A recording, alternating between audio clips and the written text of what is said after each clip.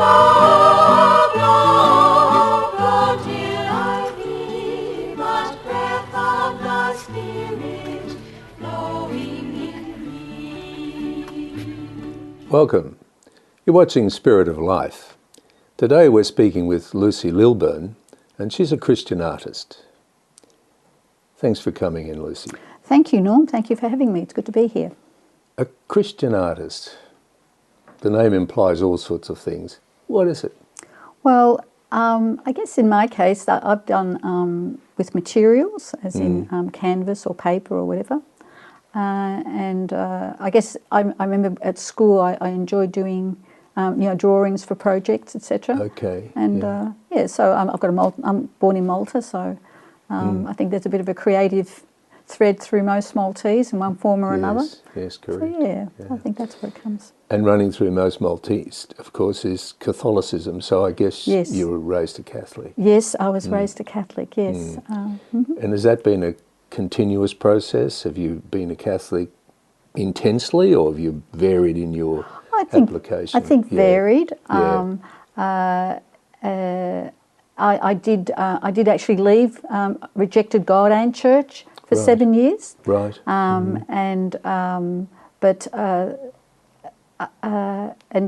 during that time, or toward the end of it, I found that things weren't working out the way I was hoping. I was quite disillusioned when I left, and in hindsight, the disillusion wasn't correct. It was a misconception on my part. But toward the end of the 7 years, I felt, I call it, I was in the pit of life. Yeah. And things weren't working out. I've actually got an image, if I may. Yes. I'll just show you, and hopefully it'll illustrate the point, if you excuse the pun. So, yes. Sorry. So this is one of your pieces? Yes. I call this Hollow Mountain. And I don't know if you know the story of Hollow Mountain. The story of Hollow Mountain is all these people were climbing up the mountain of worldly success. Yes. Or the mountain.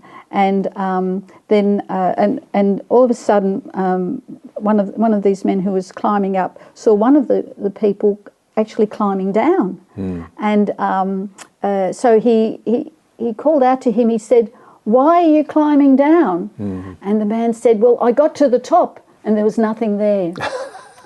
And so what this is trying to illustrate, and this was my story really, not that I was hugely successful, but it's all right. I put the hard work into it, and I thought with hard work it'll all come together. And it's an image of a car, a house, the nice furniture, all the gadgets, the camera, the trips overseas, and it's not very clear, but this is the dollar sign. Yes. But at the top there's nothing. And that was my journey during those 7 years. I worked hard, but at the end of it, there was a hollowness. There was an emptiness, and I guess that's when I went to a prayer meeting. I remember, because I was kind of searching, searching all the different areas, New Age or whatever. I went to a prayer meeting, and at the time I thought, no, I don't know if this is me. But it was only 2 or 3 days later. I was actually in the backyard of my home, and I had what I call a conversion experience, or an experience of God. And what happened was the backyard was flooded in white light. Yes.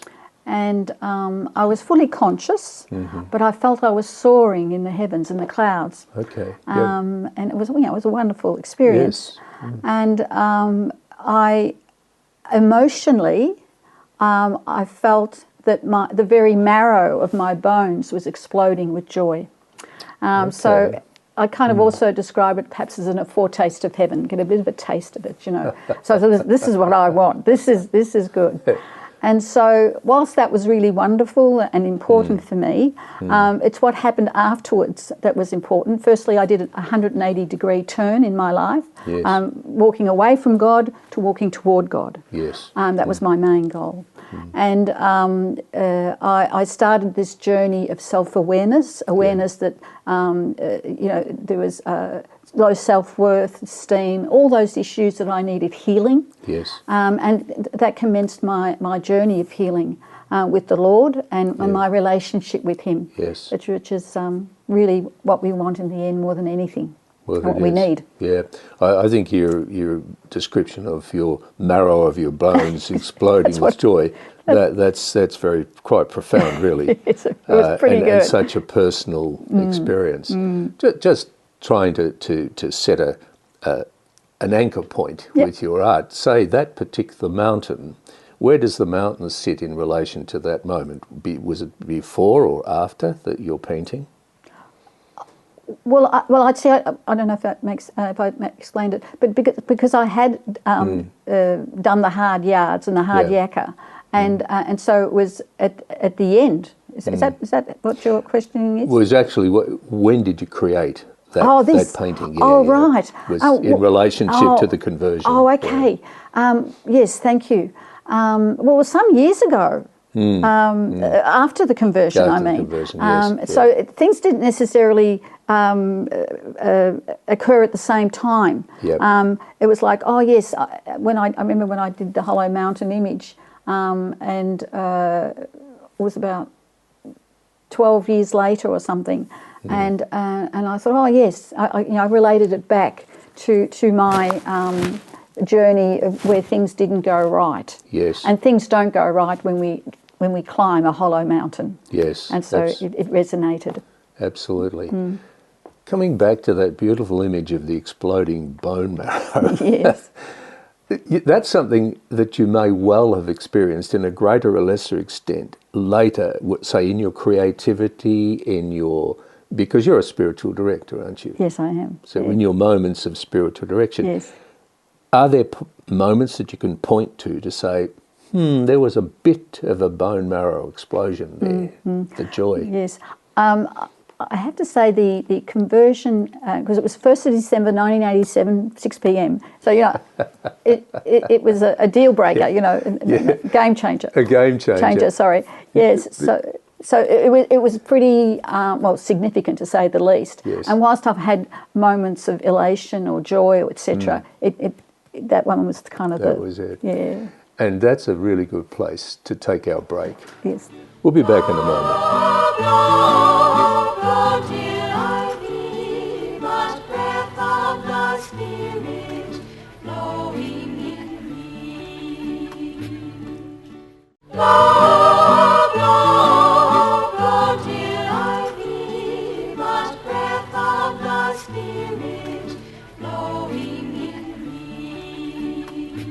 Welcome back. You're watching Spirit of Life. Today we're speaking with Lucy Lilburne. She is a Christian artist.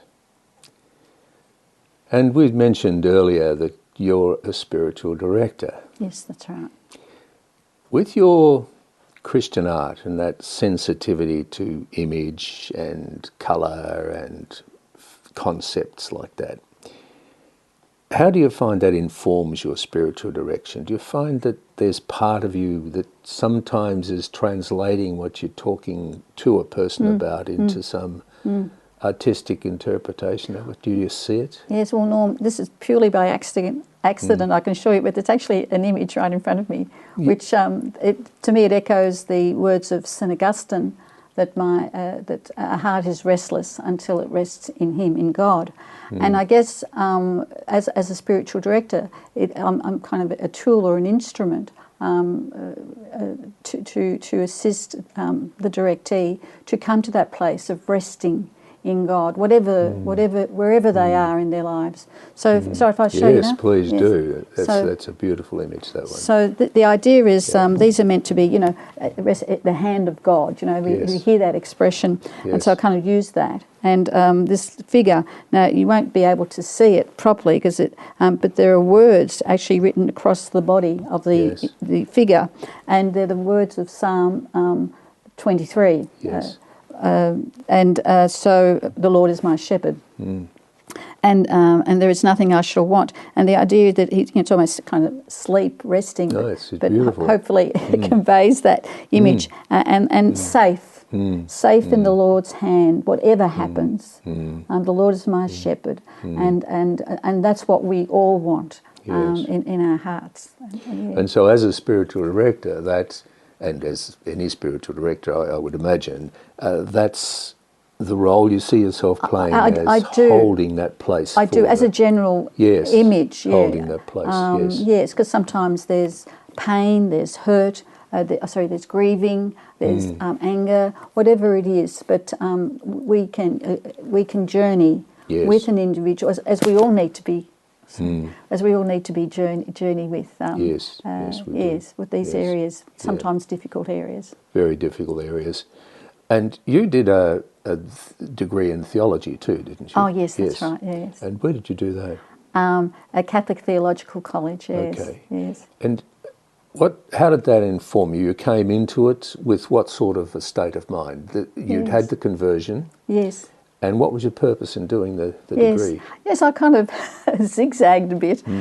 So I had this conversion, and I worked for another year as a lawyer, but I felt the Lord calling me to leave my work, my employment, my income, if you like, and to trust in Him, to trust in Providence. That's what I felt I was being called to. And so during this year it was like, yes, I'm going to leave, but what am I going to do? And the answer really didn't come till toward the end of that year, and I felt, yes, art. Yes. I'm going to do an art course. It was at NMIT. And that's how it kind of started from there. I mean, I didn't know I was going to be a Christian artist, but it was just something a little bit perhaps contrast to law. Yeah, yes, it's quite a contrast to law. So I suppose there was something of that. Yes, it's true. But being a lawyer and doing the work you did, taught you something in our conversation earlier about what it means to be an effective spiritual director as well. Yes. And that's the listening. Oh, absolutely. As a lawyer, I probably ask a lot more questions, but as the spiritual director, yes, you have to be engaged, connecting as a listener. Absolutely. Yes, it's something that we miss if we don't listen to someone. We miss the story. And I see it. One of your paintings there was the darkness. Do you want me to? Yes, please. Yes, okay. Yes. So I guess that's a good point. I didn't. Yes, I see. So I don't know how easily it is to see this figure, but it's quite solemn. Perhaps I call this piece Despair. Yes. And this figure is in despair, as we can or any of us can be. Exactly. And these are meant to represent like the concrete jungle, if you like, the world. And it can overwhelm us. I mean, how many times have we been overwhelmed by situations in the world, whether it's financial, whether it's relationships, whether it's a promotion or not getting a promotion. These things, or a particular something that you aspire to and you can't achieve. So these things can drain us and take us to places of despair. So that's kind of part of that, the other side. So how were you feeling when you did that? Where did it come from? Did it sort of drop out of the sky, or you sat down, you paint in an easel, do you? Oh, yes. So this might have been a board or something. I can't remember. So you sit down at the easel? Yes. And then what happens? Well, it was some time ago, so let me see. I think it was the face of the figure.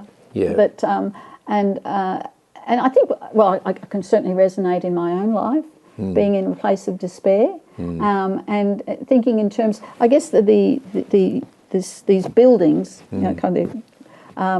If you like, symbolic of the world. Yes. And that was my place before my conversion. Not that I'm saying it's all perfect now, but it resonated with my life. Yes. I know this place. Yes. I know. I guess as I know other places that I've drawn. Yes. And so it's translated into your brush or into your pen or into your. I think that's right, because I think a part of it, of an artist is it's coming. It's not coming from a cognitive mental. It's coming from the heart or within. Yes, that's right. I think that happens. And that's a massive gift. Oh, praise And God. it's something that if we can engage with it, and your paintings are a classic example of it, is people can take your feeling and see it before them. Well, you beautiful. see, that's my prayer. That's my Yes. hope. And I have another hope that we need to finish, and we'll be back in a moment. Blow till I hear but breath of the Spirit blowing in me. Blow, blow till I hear but breath of the Spirit blowing in me. Welcome back. You're watching Spirit of Life, and today we're speaking with Lucy Lilburne. She's a Christian artist.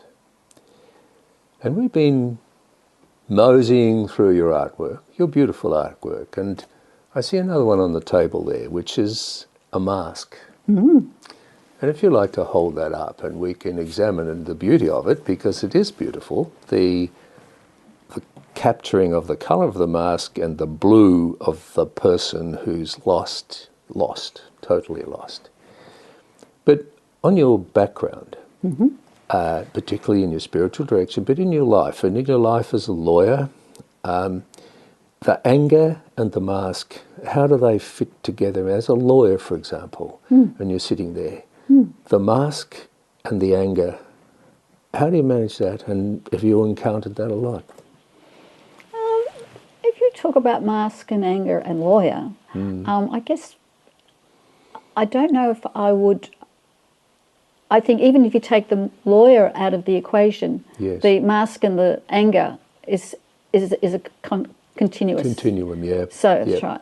So I don't know if I'd necessarily include the lawyer. It was part of it. Yes, But yes. it wasn't it. It wasn't the reason. No. So for me, I guess when because the Lord's done a lot of healing, praise God, for me in the area of anger. And I mean, I was raised in a family which one didn't get angry. It Yes. wasn't right. And I think that my encountering with people, I think that happens quite a bit. Yes, and yes. So one of the things I needed to do was to deal with my suppressed anger. Yes. And the big thing I discovered about anger, it's so rich, because remember Jesus was angry in the Bible, and someone said to me recently, Jesus was pure, so it wasn't bad. And see, that's the point. I moved, I believe, from anger being my enemy Yes. to anger being my friend. Yes. Now, how did I do that? I was going on this journey of healing. There was a lot of forgiveness, praise God, and part of it was this anger welling up. And so I needed to deal with that, and whether it's screaming in the car or bashing a pillow, but everyone was safe. I was safe. It's anger management, and nothing was damaged. Yes. And so as a result of that, I moved from this anger which was draining me, Yes. because I was constantly suppressing it, Yes. to anger which actually energized me. Yes. But anger continues in my life. Anger is part of who we are. Yeah. And so it's important to acknowledge anger, Yes. and to deal with it. As I say, anger management, you have to be safe, everyone else has to be safe, and nothing is damaged. So from that perspective, it becomes a friend and something that energizes us. And so instead of going around with this big smile, which is kind of a bit of a cover-up, literally, and we realise that underneath we're actually quite blue. Yes. Yes. And I remember one day, years ago, I was doing a mime. It was in a Catholic church context. And I was doing the mime of getting in touch with my anger Yes. and the mask. Yes. And at one stage in the mime, I grabbed, did an action like that, and I ripped across like that, symbolising the unmasking. And a woman came up to me afterwards. It was quite wonderful, quite profound, really. She said, "When you did that, I felt my mask being removed." Yes. So I thought, wow, praise God, come Holy Spirit. So that was a wonderful thing to hear someone say happened to them. Yes, it's the management of anger is very important, as you say, and it's sort of when going back to the different roles, because we all play these different roles every moment. You're playing the role of being an interviewee, for example, and me an interviewer, and we'll do something else later, walk across the road, whatever. But playing the role as a lawyer, playing the role as a spiritual director, playing a role as a wife, etc. If judgment comes to the fore, then anger will often accompany it. Yes, yes. And when we're playing those roles, our mask and our detachment from the anger behind it, how have you managed that? Because I keep coming back to lawyer, because sometimes you know full well the person you're speaking to was lying to you. Oh. I'm sorry, I won't let it go. You kind of get the drill. I used to appear in magistrates' courts, and so it wasn't the murders or the rapes or anything. It was the petty criminal, and you know, we saw 10 clients a day. I'm not saying they were all that, but so, and you know, it's a lot of clients, and you get a feel for it. Yeah. And look, actually, on the point of that, I haven't actually considered that in terms of the lying. Even when they did that, you just deal with it. It wasn't something that kind of hit me. It was like perhaps investigate it a little bit more and see what's going on. But it wasn't. Well, I think, I hope I'm not in denial. It wasn't something that kind of it wasn't the sort of situation, because I think this is the power of that, is that when you're aware of the mask, you will feel the mask come up. And so if you can sit there, as you say, as the lawyer, and just listen to someone and be non-judgmental, and the mask hasn't really come up. Spiritual direction is the same, from my own experience, is that if you can keep the mask from coming up, then if you're feeling anger or you're feeling whatever, empathy, as the director, yes, then it's manageable, because it's when you're hiding behind a mask and you know it's there. There's a sort of a fear attached to that, isn't there? I'm sure fear is part of it, and I'll speak about that in a moment. With the anger, it kind of didn't sit neatly in the lawyer area. It was part of my life. So does that help? No, that's fine. Now, we're actually running out of time, but we have got oodles of paintings there, your Christian art there, and we need to talk more about it. Okay. Would you come back and we could talk about that? Love to. Thank you very much. Thank you, Lucy. You've been watching Spirit of Life, and we will be back next week, and we will be speaking with Lucy Lilburne. Bye for now, and thanks for watching. Bring it to birth and blow where you will. Blow, blow, blow till I be but breath of the Spirit. Blow